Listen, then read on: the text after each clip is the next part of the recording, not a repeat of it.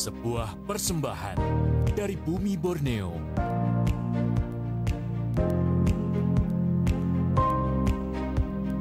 Menampilkan keelokan warisan sejarah.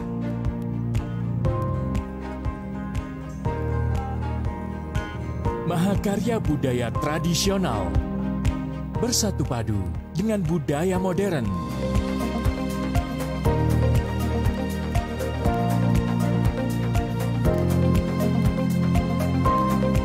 Petualangan tak ternilai dalam asrinya hutan tropis Kalimantan.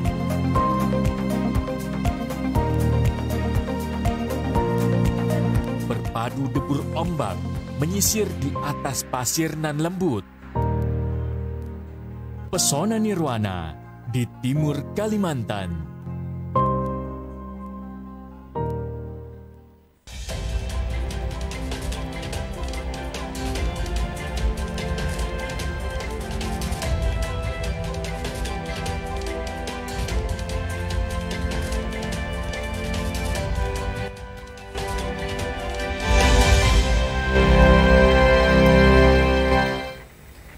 Assalamualaikum warahmatullahi wabarakatuh.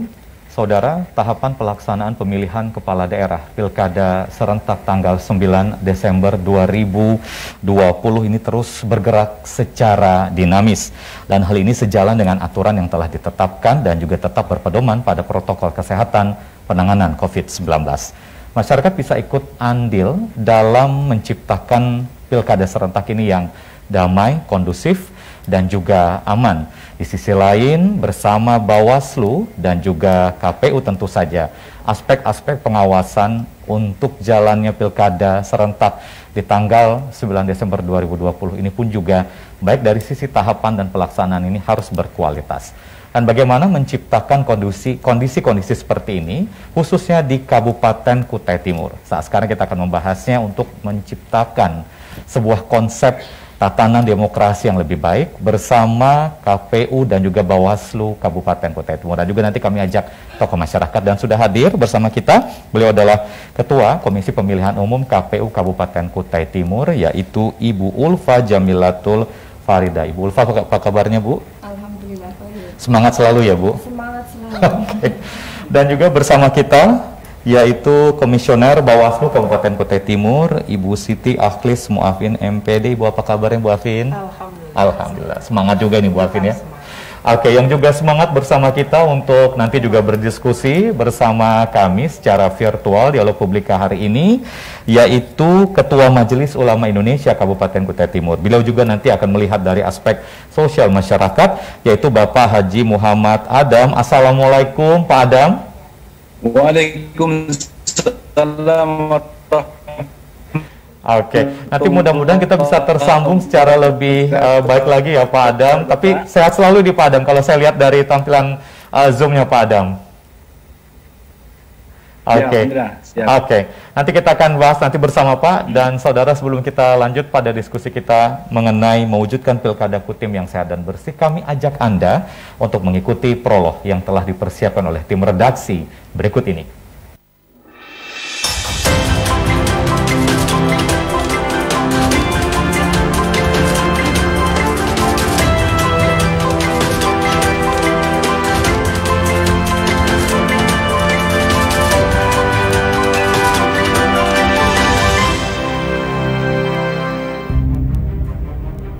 Pelaksanaan pemilihan kepala daerah Pilkada serentak tahun 2020 akan segera dilaksanakan di Indonesia. Begitu pula di Kabupaten Kutai Timur yang diikuti oleh 3 pasangan calon wali kota dan wakil wali kota. Mengusung tagline Pilkada Sehat dan Bersih, beberapa tahapan pelaksanaan pilkada pun kini ikut menyesuaikan dengan kondisi kebiasaan baru atau new normal. Meski mendapatkan pertentangan dari beberapa pihak agar pilkada diundur kembali hingga pandemi COVID-19 berakhir, namun pemerintah tetap melanjutkan pelaksanaan pesta demokrasi ini dengan menjamin penerapan protokol kesehatan, sehingga tidak terdapat kemunculan klaster baru dari Pilkada 2020. Mewujudkan pemilu yang bersih, damai, dan aman serta sehat tidaklah semudah membalik telapak tangan. Sebab meski secara prosedural semakin baik, banyak catatan merah dalam perjalanan pemilihan umum di negeri ini. Tak hanya COVID-19, tantangan pemerintah dalam Pilkada serentak 2020 masih sama dengan tahun sebelumnya. Karena dalam catatan Bawaslu RI, Pilkada selalu menyisakan beberapa pelanggaran. Lantas seperti apa para penyelenggara mengantisipasi segala hal yang dapat mengganggu jalannya Pilkada, khususnya di Kabupaten Kutai Timur? Selengkapnya dalam Dialog Publika hari ini.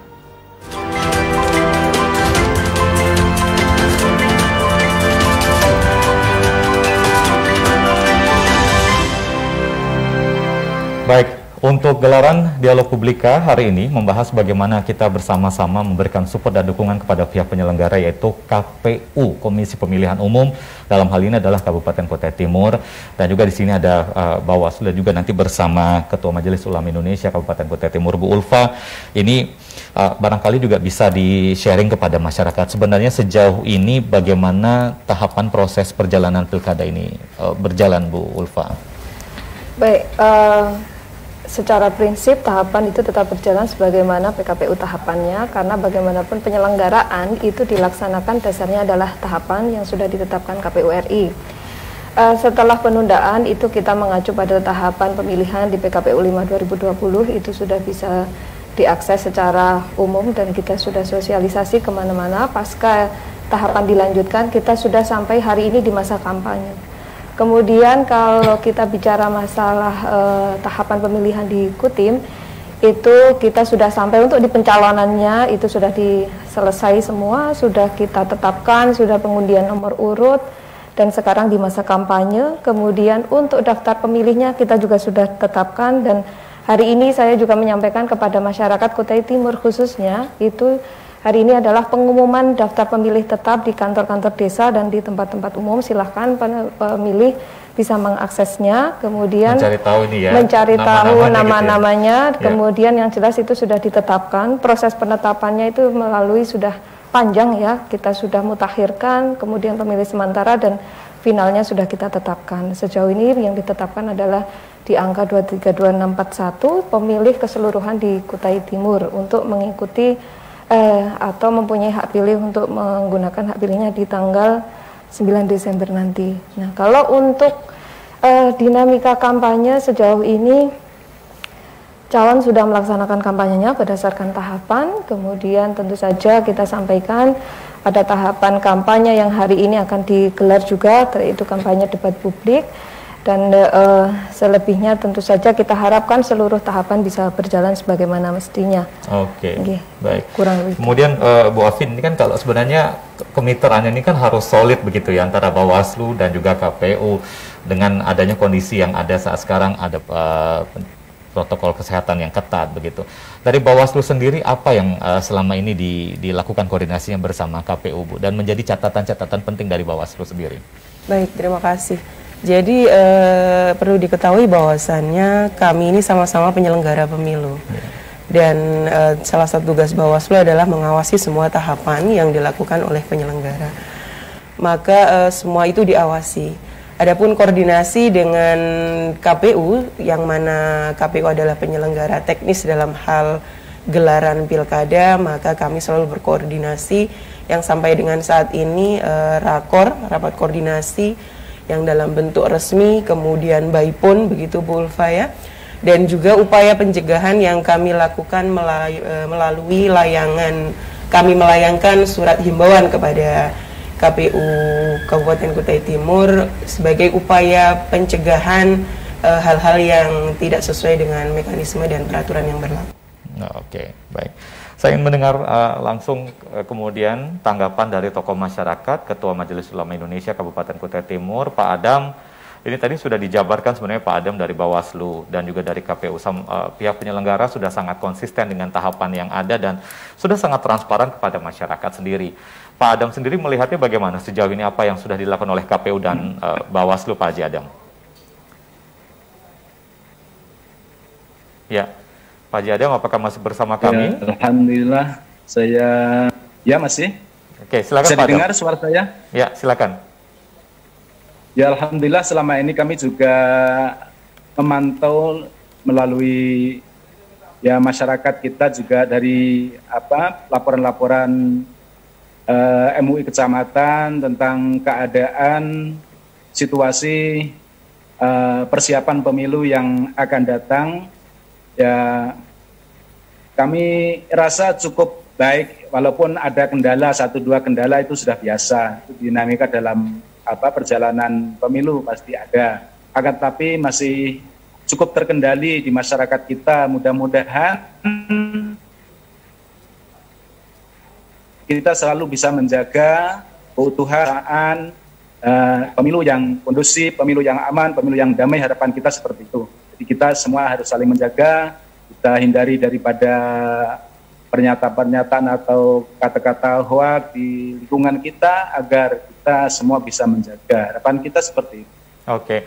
Pak Adam, ini menarik adalah bahwa sebenarnya Kabupaten Kutai Timur ini sangat majemuk ya, dan itu artinya ketika kemajemukan ini terasa dengan adanya perbedaan agama, bahasa, kemudian juga dengan adanya kondisi yang begitu beragam di Kabupaten Kutai Timur, ini tentu saja butuh alat pemersatu begitu. Sementara kalau di Kabupaten Kutai Timur ini bagaimana Pak Adam kondisi yang ada? Peran tokoh-tokoh agama, peran tokoh-tokoh pemuda, peran tokoh-tokoh sosial yang ada Pak Adam, dari pantauan Pak Adam sendiri. Alhamdulillah sebuah Kutai Timur ini sangat sinergi. Saya lihat itu dari FKUB, dari Majelis Ulama, kepolisian, dari TNI Polri, semua berjalan dengan baik. Artinya saling menyambung. Para pemuda, para barusan juga kemarin kita adakan acara di Dandim Kutai Timur. Kita ada silaturahmi, juga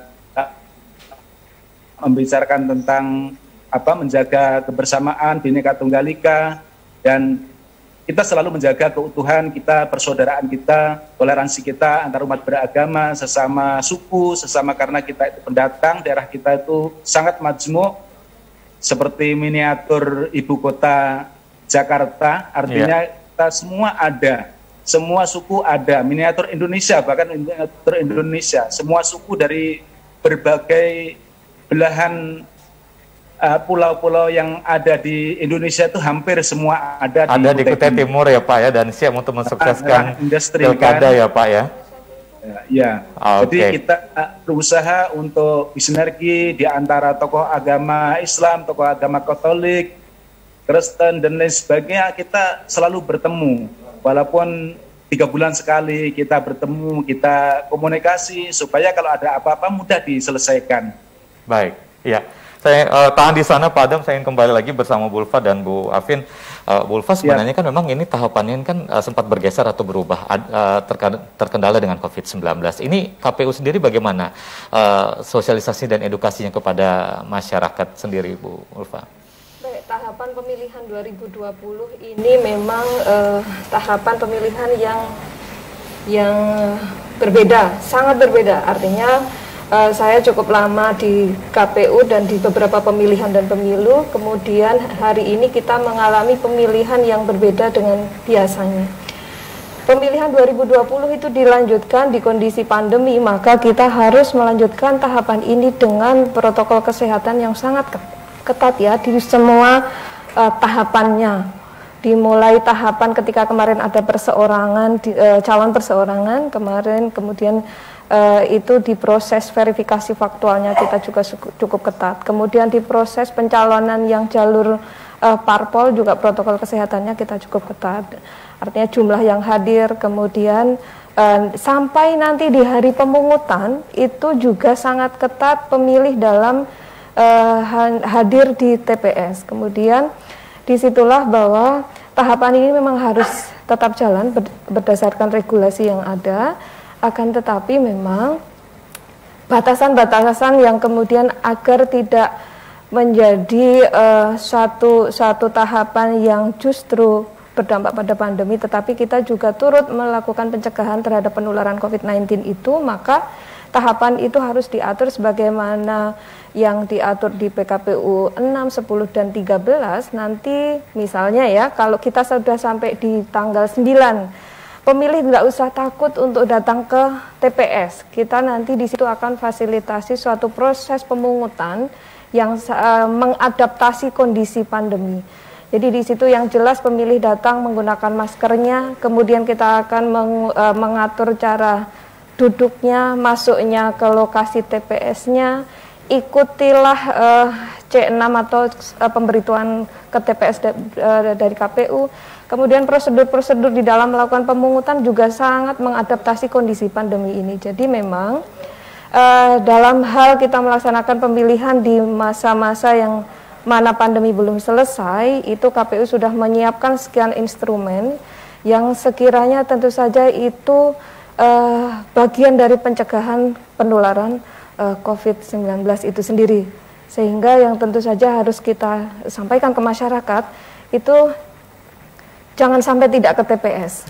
Yang penting itu adalah bahwasannya datanglah ke TPS, karena apa yang dilakukan masyarakat Kutai Timur di tanggal 9 Desember itu nanti menentukan masa depan Kutai Timur itu sendiri. Jadi tidak perlu takut datang ke TPS. Kita akan menyiapkan beberapa instrumen khusus yang aman bagi pemilih untuk datang ke TPS. Baik, seperti ya, itu. Ya, Wapin, ini kan sebenarnya kalau kita berbicara masalah protokol kesehatan, artinya Bawaslu juga di sana ada poin-poin penting yang akan dicatat oleh Bawaslu ketika ada tahapan, ada pasangan calon yang tidak menjalankan sesuai aturan. Ini bagaimana Bawaslu sendiri, Ibu? Baik, senada yang disampaikan Bu Ketua KPU bahwasanya tahapan ini diselenggarakan kembali gitu kan. Di dalam semua regulasi ini tertuang yang paling utama adalah pencegahan COVID-19 itu sendiri. Maka di Bawaslu pun juga begitu. Potensi-potensi pelanggaran yang kami antisipasi, strategi-strategi yang kami siapkan ini, selain dengan dugaan-dugaan pelanggaran yang sudah kami awasi sebelumnya, maka yang kami lebih utamakan adalah pencegahan dari COVID-19 itu sendiri. Maka di dalam regulasi pengawasan, pelanggaran atas COVID itu sendiri pun juga ada regulasinya untuk kemudian kami tindak lanjuti, seperti itu. Maka tidak hanya di TPS saja, Bu Ulfa, dari rangkaian sebelum di 9 Desember ini, mulai dari pendaftaran calon, kemudian pleno. Kita lihat memang pendaftaran yang Bu Ulfa ini pasti membawa tim pengusung. Betul, nah ini juga ketika mulai dari pendaftaran ini pun Bawaslu berulang kali menyampaikan himbauan baik ke KPU maupun ke LO Paslon untuk kemudian tidak terjadi kerumunan dan arak-arakan, dan hal itu sudah kami layangkan baik persuasif maupun dalam bentuk himbauan tertulis. Kemudian juga fasilitasi KPU pun kami juga tidak ada henti-hentinya menyampaikan baik tertulis maupun lisan untuk kemudian menyediakan sanitasi, kemudian hand sanitizer dan juga jarak tempat untuk potensi penularan COVID ini terjadi. Nah, ini menarik di pemilu 2020 ini karena hal tersebut Bawaslu awasi seperti itu. Dan saat ini biasanya kan pelanggaran-pelanggaran terkait dengan hak suara atau kondisi politiknya gitu. Betul, ya Bu ya. Nah, di sini ada bonusnya ini gitu ada ya. Bonusnya, ya. Bonusnya ini terkait dengan penanganan pelanggaran COVID-19. Oke. Ya. Dan Bu Ulfa, apakah memang ada sosialisasi khusus yang diberikan kepada masyarakat? Karena tadi kan Bu Ulfa sebenarnya menyampaikan ada jaminan kepada para pemilih untuk datang ke TPS dalam kondisi sehat. Tentu saja pemilih pun juga sudah diarahkan untuk senantiasa memakai masker, dengan sarana fasilitas yang ada, kami pun juga sediakan hand sanitizer. Ini apakah memang ada sosialisasi yang gencar dilakukan oleh KPU sendiri? Baik, dalam semua tahapannya itu kita akan melakukan sosialisasi. Saya sampaikan semua tahapan itu karena begini, seperti disampaikan. Karena kalau dalam kurun waktu yang cukup singkat ini saya menceritakan semua tahapan itu, saya kira tidak cukup itu. Nah, seperti yang disampaikan Bu Alvin, dalam setiap tahapan kita harus mematuhi protokol kesehatan. Kenapa kemudian tadi saya sebut yang di pemilih, karena memang yang paling dekat sekarang itu. Kemudian sosialisasi ke masyarakat terkait datang ke TPS, tentu saja setelah kita umumkan ini kita akan lebih intens terkait hal tersebut. Nah, sosialisasi itu pada dasarnya selalu kita laksanakan di semua tahapannya. Jadi kita ikuti tahapannya apa, maka itu yang harus tersampaikan kepada masyarakat. Terkait dengan jaminan dalam hal ini yang bisa saya sampaikan adalah bahwa penyelenggaraan pemilihan ini kita diatur satu regulasi yang mengadaptasi kondisi pandemi. Artinya apa? KPU RI itu menyiapkan instrumen untuk dilaksanakan di seluruh Indonesia yang melaksanakan pemilihan tahun ini, itu harus sangat ketat di dalam pelaksanaannya. Misalnya, ini yang contoh konkret yang mudah nanti diterima masyarakat. Datang saja ke TPS, yang jelas itu nanti mengedukasinya adalah tetap pakai masker. Oke. Tetapi KPPS kami juga menyiapkan satu persiapan masker gitu ya, apabila ada pemilih yang ternyata misal lupa. Mengantisipasi pemilih biar tidak pulang untuk mengambil masker ya Bu Afin, itu takutnya nggak baik lagi. Nah, nanti malah nggak balik angka partisipasinya yang benar. Nah, itu yang kemudian itu satu. Kemudian yang kedua, dalam melakukan pemungutan nanti dibagikan sarung tangan sarung tangan plastik yang kemudian itu 1 kali pakai pastinya. Kemudian nanti setelah menggunakan hak pilihnya, cara menggunakan tintanya pun itu tidak dalam, kalau biasanya kita dicelup dalam satu tinta berarti bisa banyak orang, yang ini nanti diteteskan. Nah, nanti setelah ini tentu saja KPU secara masif akan mensosialisasikan dan membuat video-video yang bisa kita viralkan itu ke TPS, itu caranya begini. Jadi yang memang baru sekali itu bagi masyarakat kita itu terkait prosedur ke TPS. Kalau tahapan secara umum tadi, sepanjang tahapan kita selalu mematuhi protokol kesehatan dan termasuk di masa kampanye ini gitu, seperti itu. Nanti kita lanjut lagi, nanti Bu Ulfa, Bu Afin dan juga Pak Adam nanti juga akan bergabung kembali bersama kami dalam Dialog Publika. Tetaplah bersama kami.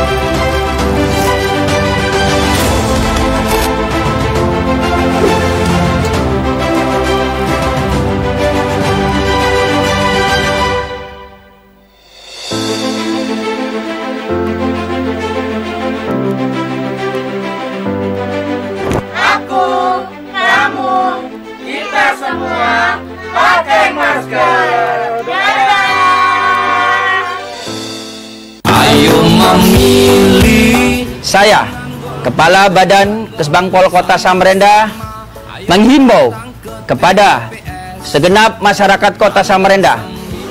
Tahun ini adalah pemilihan wali kota dan wakil wali kota Samarinda. Ayo, gunakan hak pilih Anda pada tanggal 9 Desember 2020 ke TPS-TPS terdekat dengan memperhatikan protokol kesehatan, menggunakan masker, menjaga jarak, mencuci tangan. Ingat, suara Anda sangat menentukan Kota Samarinda 5 tahun ke depan. Sebuah persembahan dari bumi Borneo.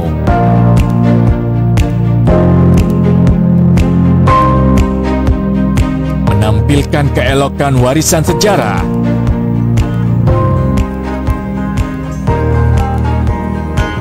Mahakarya budaya tradisional bersatu padu dengan budaya modern.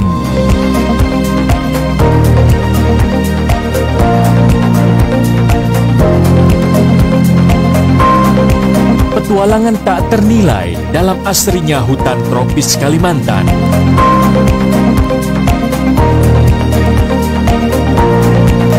Berpadu debur ombak menyisir di atas pasir nan lembut.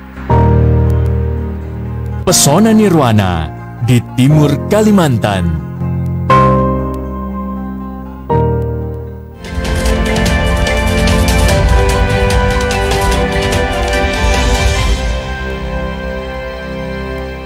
Anda masih bersama kami dalam dalam Dialog Publika menciptakan pilkada serentak di Kabupaten Kutai Timur yang sehat dan bersih.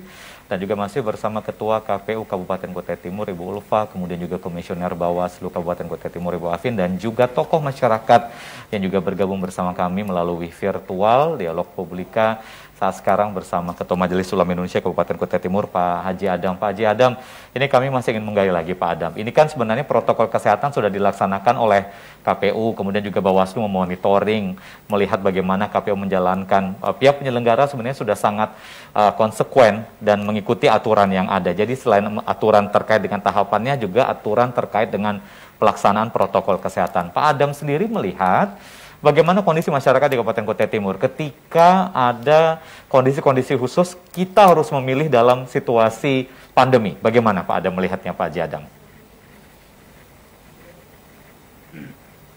Begini, masyarakat itu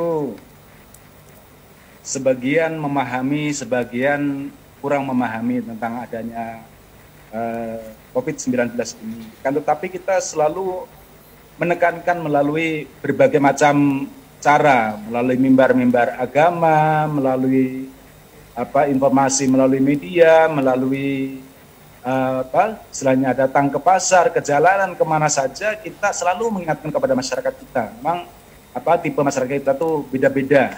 Tempat ibadah juga begitu, banyak juga yang mentaati, tapi ada 1-2 yang melanggar. Makanya kita harus selalu mengingatkan dan mengingatkan lagi kepada masyarakat kita. Kita berharap dengan adanya situasi, ya anggaplah situasi yang baru ya, kita ada sesuatu yang baru yang tidak biasa kita alami, memang tidak mudah untuk memberitahu kepada masyarakat.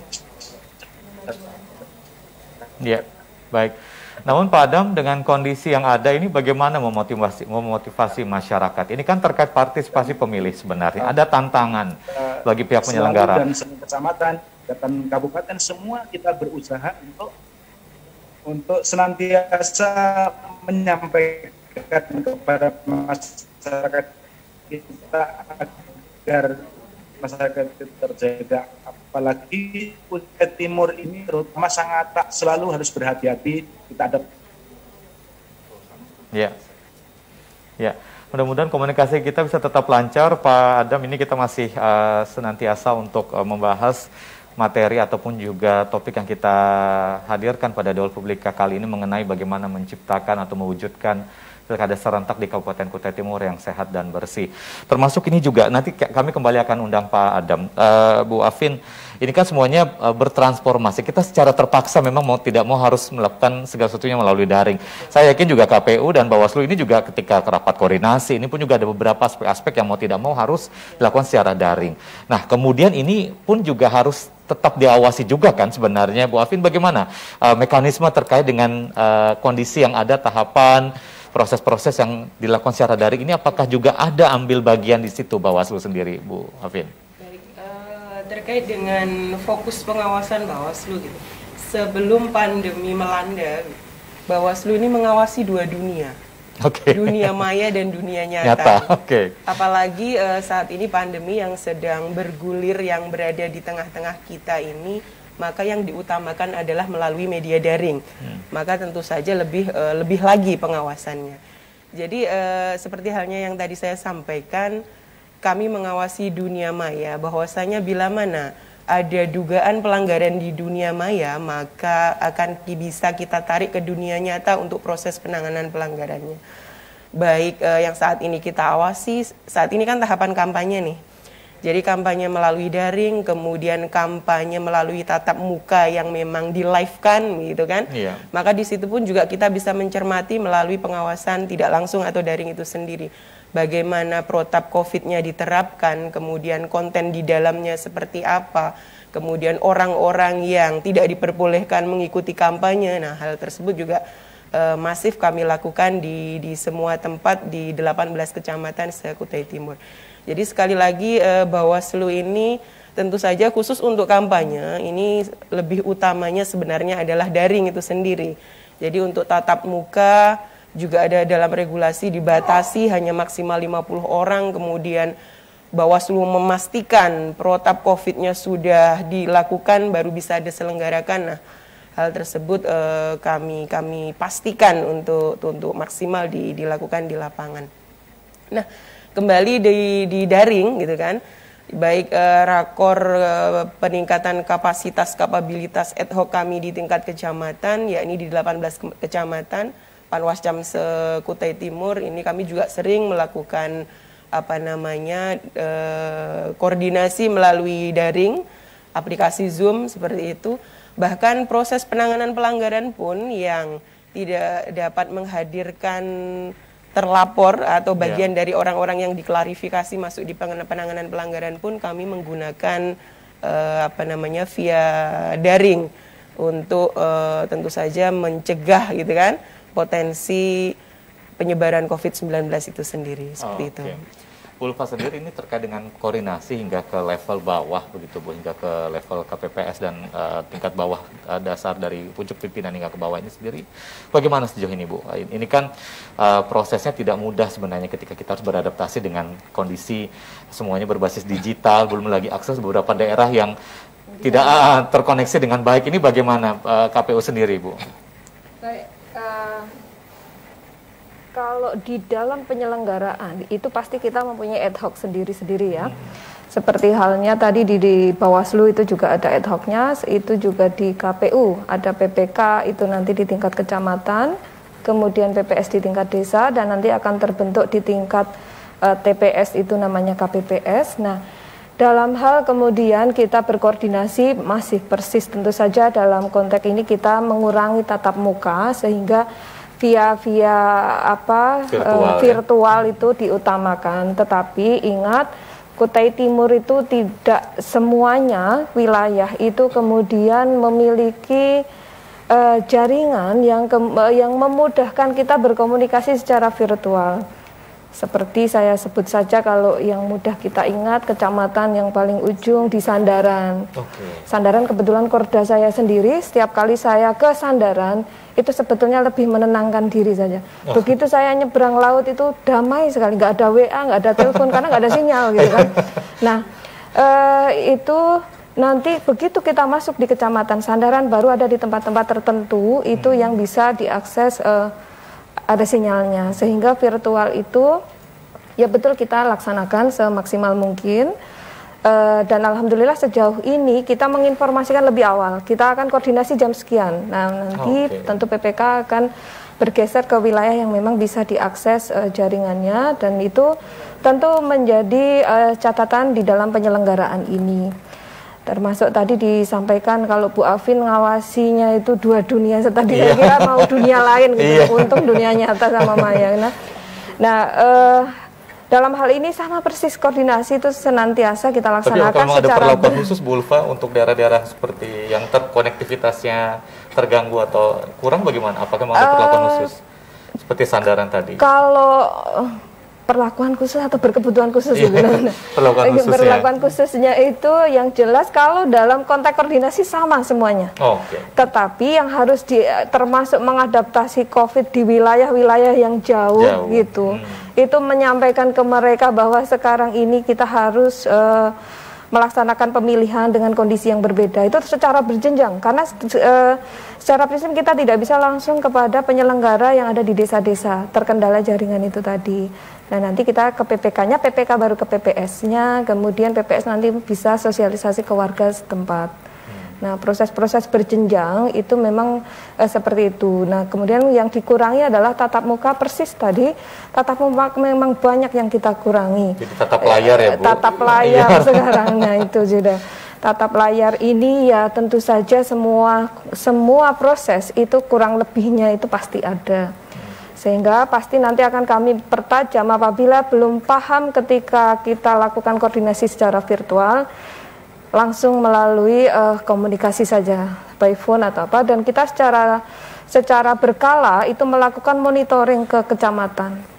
Nah, monitoring itu terkait tahapannya, sejauh mana perkembangan di sana, sejauh mana kemudian hal-hal tersebut dilaksanakan oleh ad hoc kami di wilayah masing-masing. Kutai Timur itu kan luasnya luar biasa ya Bu Afin, luas sekali.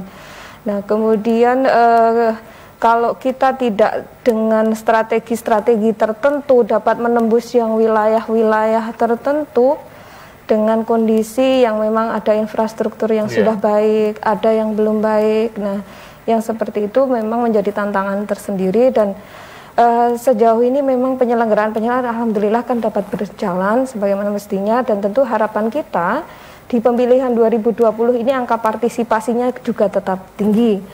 Artinya kalau kemarin pemilu 2019 itu bisa menembus di angka lebih dari 75%, maka tentu saja harapannya kurang lebih sama.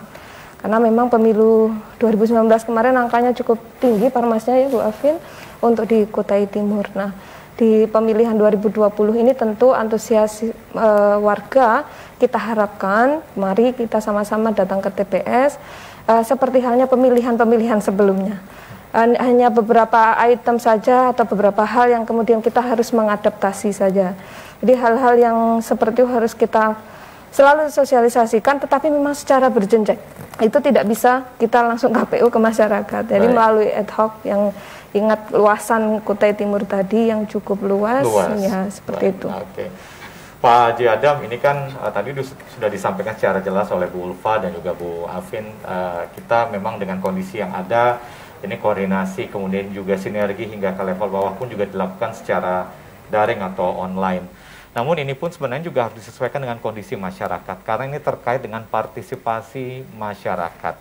Kalau menurut Pak Adam sendiri, bagaimana dengan kondisi masyarakat, sosial masyarakat Kabupaten Kutai Timur ketika ini dilakukan dengan sistem online, kemudian juga masyarakat juga nanti apalagi ada larangan keras kalau misalnya ada kerumunan begitu. Ini bagaimana Pak Adam? Situlah perlunya sosialisasi, selalu mengadakan sosialisasi karena masyarakat kita itu belum terbiasa dengan kondisi pandemik ini ya. Ya, sebagian orang memahami, sebagian orang kurang memahami. Ya, intinya kita lebih ekstra kerja keras untuk mencapai target-target, mencapai tujuan. Intinya kita ingin pemilu yang damai, pemilu yang kondusif, pemilu yang aman, intinya itu saja. Terus kita sebagai tokoh masyarakat menekankan kepada para calon atau para pendukung untuk senantiasa menjaga, memelihara daripada penyampaiannya, tentunya hindari yaitu penyampaian yang sifatnya itu menggunjing lawan atau memusuhi lawan atau yang tidak mengenakan hati lawan. Kita tekankan saja kepada program yang baik Timur ke depan. Tadi disampaikan oleh Ibu KPU tadi, Kutai Timur itu amat sangat luas sehingga tentunya kita tidak kehabisan materi untuk menyampaikan program-program yang karena terpapar luas. Kutai Timur ini banyaknya sumber daya alamnya, sumber daya lautnya, sumber daya buminya, banyak tambang-tambang dan berbagai macam yang harus kita hadapi, yang perlu kita garap. Artinya menjanjikan sekali untuk ke depan. Itulah program-program kita ke depan, keinginan kita bagaimana Kutai Timur semakin maju, Kutai Timur semakin sejahtera, aman, damai, mendapatkan Kutai Timur yang baldatun thayyibatun warabun ghafur. Keinginan kita seperti itu. Oke. Dan Pak Adam, sebenarnya ini menjadi harapan semua masyarakat ya, agar nanti benar-benar bisa menggunakan hak pilihnya dengan lebih maksimal. Tadi sebenarnya sudah disampaikan ini Pak Adam bahwa partisipasi masyarakat ini juga utama. Jangan sampai dengan adanya kondisi pandemi ini malah menurunkan antusias warga masyarakat untuk datang ke TPS. Kalau dari Pak Adam sendiri, bagaimana Pak Adam ya untuk memotivasi masyarakat agar datang ke TPS? Karena jaminannya sebenarnya sudah ada. Itu ada aturan yang berlaku, protokol kesehatanku juga diberikan begitu. Bagaimana Pak Adam? Saya pikir untuk masyarakat yang terdaftar itu insya Allah kita semua menyadari. Artinya ini merupakan kewajiban kita, memilih pemimpin itu sebuah kewajiban. Oleh itu insya Allah semua akan datang, kecuali memang banyak yang tidak datang, itu orang-orang yang tidak terdaftar. Kenapa demikian? Karena Kutai Timur ini banyak pendatang-pendatang. Oke. Jadi terus banyak pindah tempat sehingga tidak mudah KPU untuk menentukan para pemilih-pemilihnya, sehingga terjadi simpang siur, sudah terdaftar ternyata pindah ke tempat lain lagi, nyewa ke tempat lain lagi, ngontrak ke tempat lain lagi, sehingga yang seperti itu biasanya yang mendapatkan kendala di masyarakat kita. Sebenarnya kalau masyarakatnya cukup antusias untuk menghadapi pemilu ini, akan tetapi memang kondisinya karena kita itu kebanyakan perantau, sehingga kendalanya di situ. Orang suka pindah tempat, sehingga menyulitkan untuk menata, bagi KPU terutama sulit untuk menentukan pemilih-pemilih. Oke, Pak Adam masih bertahan di sana. Saya ingin ke Bu Ulfa dan Bu Afin lagi. Bu Afin, ini sebenarnya yang selalu didengungkan. Saya rasa kami pun juga, kita pun setuju sebenarnya bahwa sebelum pandemi pun juga kita sebenarnya selalu mengkhawatirkan terkait dengan penyebaran hoax atau kabar-kabar berita bohong begitu.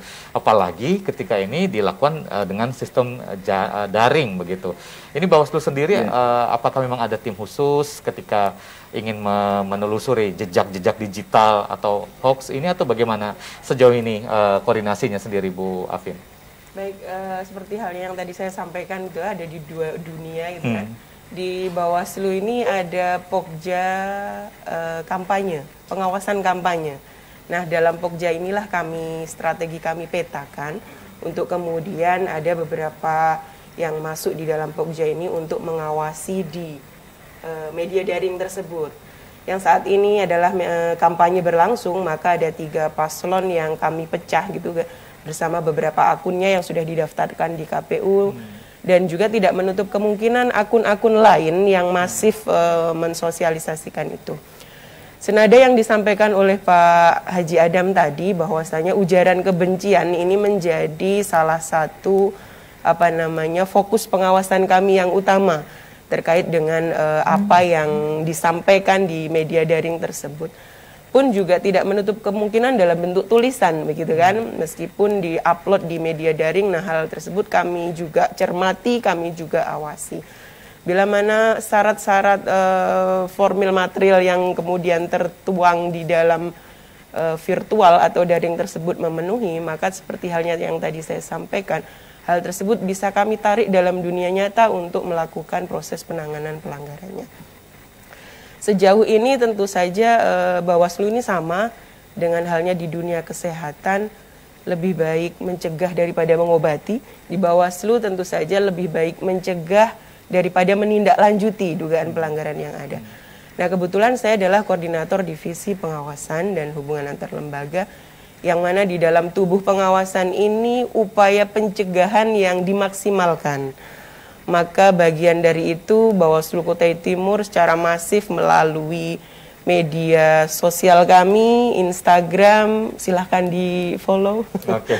Instagram, kemudian fanpage Facebook dan website, dan juga melalui ad hoc kami secara masif kami gaungkan upaya-upaya pencegahan yang ada di dalam semua subtahapan. Yang saat ini khususnya kampanye gitu ya, konten-konten ujaran kebencian, hoax, money politik, isu SARA. Nah, itu juga sering kami gaungkan melalui virtual. Pun juga selain dengan masifnya upaya pencegahan melalui daring, kami juga masih adakan tatap muka, kan, tapi seperti halnya yang Bu Ulfa tadi sampaikan, kami batasi tidak sepadat yang dulu gitu kan.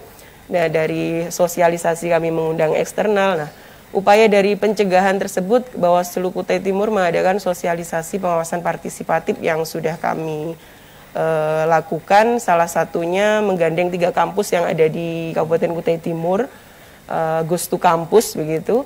Kemudian kami juga menggandeng komunitas seni. Dan juga di beberapa sosialisasi yang akan datang, kami akan mengundang parpol lagi, meskipun itu sudah sering kami undang. Dan juga kaum milenial, pelajar di tingkat SLTA, tingkat yang paling atas yang sudah menjadi pemilih pemula. Seperti itu upaya pencegahan persuasif yang kami lakukan gitu kan, untuk menekan tingginya potensi pelanggaran. Kalau Bu Ulfa tadi ini orientasinya agar tingginya partisipasi gitu kan. Jadi kalau di Bawaslu ini dengar kata tinggi ini agak gimana gitu ya Mas. Jadi lebih ke jangan sampai menjulang tinggi ya, potensi pelanggaran dan pelanggaran yang terjadi di Kutai Timur. Baik, nanti kita lanjut lagi nanti di sesi berikutnya, Bu Alvin dan Bu Ulfa dan juga Pak Adem nanti juga masih bergabung secara virtual dalam Dialog Publika. Kami akan segera kembali sesaat lagi.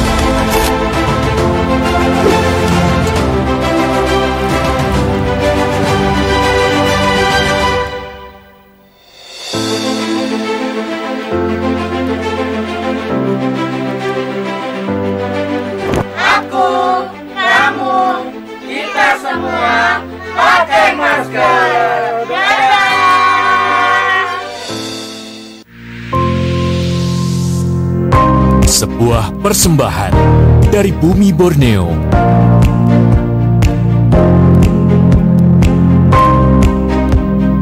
Menampilkan keelokan warisan sejarah.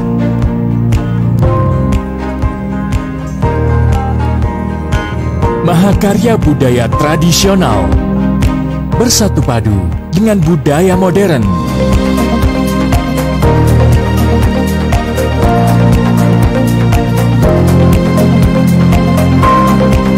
Petualangan tak ternilai dalam asrinya hutan tropis Kalimantan.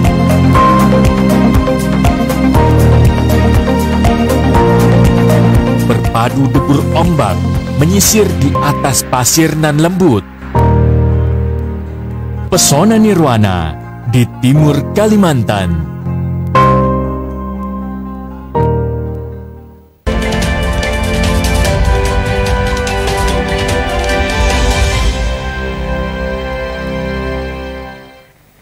Terima kasih Anda masih bersama kami dalam Dialog Publika membahas bagaimana mewujudkan dan menciptakan pilkada serentak di Kabupaten Kutai Timur yang sehat dan bersih. Dan masih bersama narasumber kita, Ketua KPU Kabupaten Kutai Timur Ibu Ulfa dan juga Ibu Alvin, Komisioner Bawaslu Kabupaten Kutai Timur, khususnya Divisi Pengawasan dan Hubungan Antar Lembaga. Kemudian juga masih bergabung bersama kita tokoh masyarakat, Ketua Majelis Ulama Indonesia Kabupaten Kutai Timur, Bapak Haji Muhammad Adam. Pak Adam, kita melihat bahwa sebenarnya sinergi yang ada antara KPU dan Bawaslu ini adalah untuk mewujudkan pilkada serentak yang kondusif. Tapi kita juga lihat bahwa KPU dan Bawaslu ini bukan satu-satunya yang berada paling depan. Ada banyak pihak yang sebenarnya bisa mendukung, mensupport agar pilkada ini bisa berjalan sesuai koridor yang diharapkan, hukum yang berlaku dan juga protokol kesehatan. Pak Adam sendiri melihat dengan kondisi sosial masyarakat di Kabupaten Kutai Timur, ini apakah semua elemen masyarakat pun juga punya antusiasme yang sama ketika ingin mendukung pilkada ini, Pak Adam? Ya, alhamdulillah untuk kawasan lingkai Kutai Timur seperti pemuda, seperti TNI Polri, seperti KPU, apalagi saya dengan pernyataan Bu Ulfa atau Bu Alvin ya tadi ya, iya. Yang itu artinya saya rasakan itu prinsip-prinsip membangun. Jadi lebih baik mencegah daripada mengobati, prinsip-prinsipnya kesehatan seperti itu. Jadi kita itu lebih baik membina dulu, dibina. Bila mana ada kesalahan-kesalahan itu ada pendekatan secara kekeluargaan daripada kita menindak. Jadi itu namanya membangun masyarakat, membangun kondusivitas di masyarakat kita tuh seperti prinsip-prinsip seperti itu. Saya setuju sekali. Jadi bila mana KPU, Panwaslu, terus pihak TNI Polri prinsipnya seperti itu, insya Allah akan tercipta kondusif, aman, dan damai. Insya Allah Kutai Timur seperti itu. Saya setuju sekali apa yang dinyatakan Bawaslu tadi, betul-betul diterapkan di tengah-tengah masyarakat kita. Ini namanya membangun komunikasi terhadap masyarakat kita supaya membuahkan sesuatu yang bermanfaat, yang baik, yang damai di antara kita bermasyarakat dan berbangsa dan bernegara. Ini harapan kita. Dan begini, masalah hoak itu tidak penting sama sekali. Tidak akan menambah dukungan, tidak akan menambah popularitas seorang calon pemimpin, bahkan malah menodai daripada diri kita sendiri. Bila mana kita menjaga aib orang lain, Allah akan menutupi aib kita. Bila mana kita membuka aib orang lain, aib kita akan dibuka oleh Allah Subhanahu wa taala. Makanya kita usahakan para calon-calon, para pendukung-pendukung, usahakan kita selalu menyampaikan program-program yang baik untuk membangun, tanamkan pendidikan politik yang baik untuk masyarakat kita, agar kita bersama-sama bisa membangun Kutai Timur yang sejahtera, aman, damai, dan baldatun thayyibatun warabun ghafur. Harapan kami seperti itu. Oke Pak Adam. Bu Ulfa, terima kasih. Ya, nanti masih bergabung bersama kami Pak Adam. Bu Ulfa, sejauh ini apa sebenarnya tantangan terbesar yang masih dihadapi oleh KPU Kabupaten Kutai Timur, Bu Ulfa?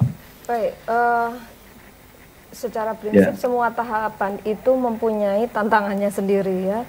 Tantangan hambatan itu pasti dalam semua tahapan. Satu persatu, terima kasih Pak Haji Adam yang tadi sudah mengingatkan terkait dinamika penduduk dan pemilih yang ada di Kutai Timur dari tahun ke tahun, dari pemilihan. Itu yang jelas memang mutasi kependudukan itu sangat dinamis di Kutai Timur, mengingat banyaknya perusahaan, sehingga karyawan jadi itu juga pendatang ya, Bu, ya? Banyak pendatang, juga banyak yang pergi. Nah, tetapi tidak mengurus mutasi kependudukannya. Nah, hal-hal tersebut persis yang disampaikan Pak Haji tadi, bahwa hal tersebut KPU harus mempunyai strategi-strategi bagaimana terkait pemutakhiran pemilih kemarin ya.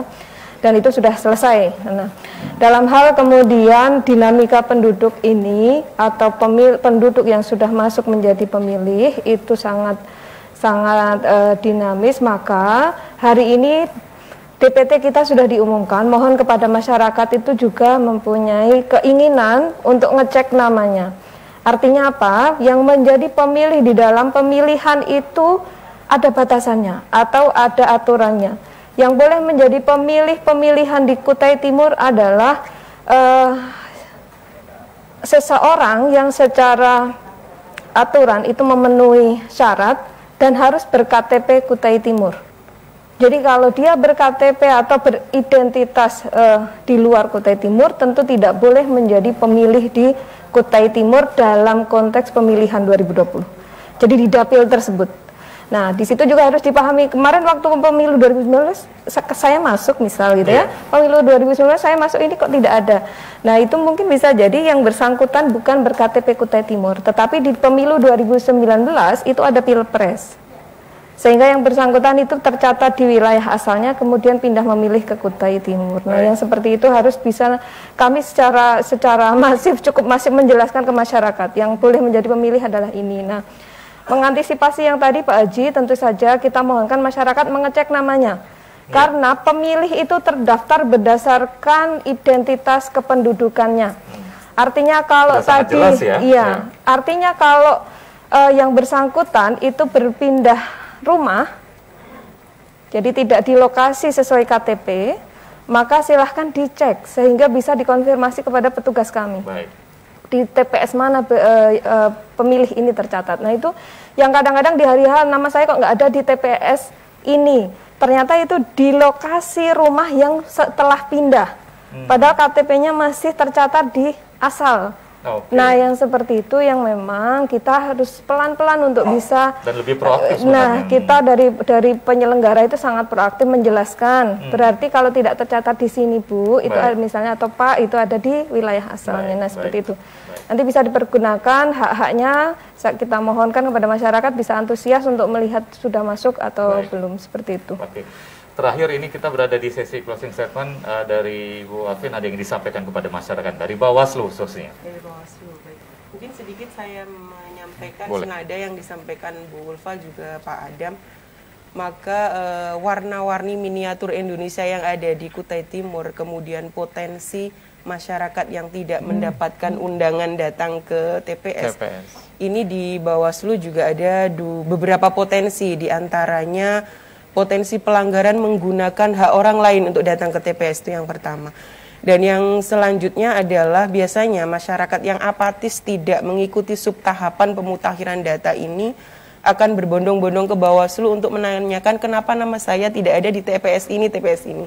Nah, dalam kesempatan kali ini pun memang ini gawenya secara teknis KPU, maka Bawaslu pun juga menghimbau kepada seluruh masyarakat untuk proaktif mengecek namanya di dalam DPT sudah terdaftar atau belum, kemudian posisinya di mana. Nah, hal ini untuk menghindari hal-hal yang tadi saya sampaikan ketika di hari H belum mendapatkan undangan yang dimaksud, sehingga dia tidak berpotensi menggunakan surat undangan orang lain untuk datang ke TPS. Dan dari Bawaslu Kutai Timur dalam kesempatan kali ini menyampaikan bahwasannya berharap pilkada di Kutai Timur di tahun 2020 ini terbebas dari hoax, kemudian ujaran kebencian, money politik, dan juga potensi-potensi pelanggaran lainnya, gitu kan, sehingga pilkada di Kutai Timur aman, kondusif, dan juga stabil. Dan terakhir ini, Mas Said, dari Bawaslu Kabupaten Kutai Timur, bersama rakyat awasi pemilu, bersama Bawaslu tegakkan keadilan pemilu. Baik. Dari Bu Ulfa silakan, ada yang mau disampaikan himbauan kepada masyarakat, ajakan, atau silakan Bu Ulfa. Baik, terima kasih. Menyambung yang disampaikan Ibu Afin, mohon izin Ibu, ada yang sedikit saya luruskan. Bahwasannya C6 ini sudah, atau C6 yang disebut tadi undangan itu sangat penting untuk kami luruskan, karena memang dari sisi konsep itu tidak lagi undangan tetapi pemberitahuan datang ke TPS. Karena kalau masih kita sebut undangan maka nanti takutnya kalau nggak dapat undangan nggak datang, gitu kan, itu bukan, nah itu tamu tak diundang lagi jadinya. Nah, atau mau datang juga nggak apa-apa. Gitu. Jadi pemberitahuan atau C6 ini dalam hal pemilih itu sudah masuk di DPT, tetapi belum mendapatkan C6 dari penyelenggara kami pada hari H. Silahkan datang ke TPS, bawa dokumen identitasnya. Artinya C6 atau pemberitahuan datang ke TPS ini salah satu instrumen yang membantu kita di dalam mengatur datangnya pemilih ke TPS. Baik, itu yang harus bisa dipahami, sehingga kalau tidak dapat pun sepanjang dia terdaftar silahkan datang ke TPS menggunakan hak pilihnya. Kemudian selanjutnya tentu saja saya selaku Ketua KPU Kabupaten Kutai Timur menyampaikan bagi masyarakat Kutai Timur yang sudah masuk menjadi pemilih di pemilihan tahun 2020, mari kita sukseskan pemilihan tahun 2020, datang ke TPS pada hari Rabu, tanggal 9 Desember, gunakan hak pilih dengan sebaik-baiknya, patuhi protokol kesehatan yang ada. Semoga pemilihan Bupati dan Wakil Bupati Kutai Timur di tahun 2020 ini aman, lancar, kondusif, sukses, dan tentu saja keseluruhan proses ini pada semua elemen ya, khususnya itu tetap sehat. Karena bagaimanapun kondisi pandemi ini menjadi berbeda bagi kita semua. Saya kira itu, terima kasih. Ya, terima kasih Bu Ulfa, terima kasih Bu Afin, dan juga terima kasih Pak Adam sudah bergabung bersama kami secara virtual. Tetap sehat selalu. Ini juga untuk para pihak penyelenggara ini untuk menjaga stamina dan semangatnya, dan juga untuk tetap berpedoman pada protokol kesehatan. Dan akhirnya sampai di sini Dialog Publika terkait dengan tema kita adalah mewujudkan Pilkada Kabupaten Kutai Timur yang sehat dan bersih. Sekali lagi, memang semua leading sektornya ada di pihak KPU dan juga di Bawaslu, tapi peran masyarakat, semua elemen-elemen masyarakat pun juga punya peran yang sama. Apalagi ini terkait dengan memilih kepala daerah yang akan menggiring ataupun juga membawa Kabupaten Kutai Timur ke arah yang lebih baik, dan juga kita berharap ini bisa menjadi sebuah gambaran bagaimana situasi dan kondisi demokrasi perpolitikan yang ada di daerah, khususnya di Kabupaten Kutai Timur. Saya Said Hussein mewakili seluruh kerabat kerja yang bertugas, mohon undur diri, jaga kesehatan selalu, dan menerapkan protokol kesehatan, menggunakan masker, menjaga jarak aman, menghindari kerumunan, dan juga mencuci tangan secara rutin selama 20 detik. Wassalamualaikum warahmatullahi wabarakatuh, dan sampai jumpa.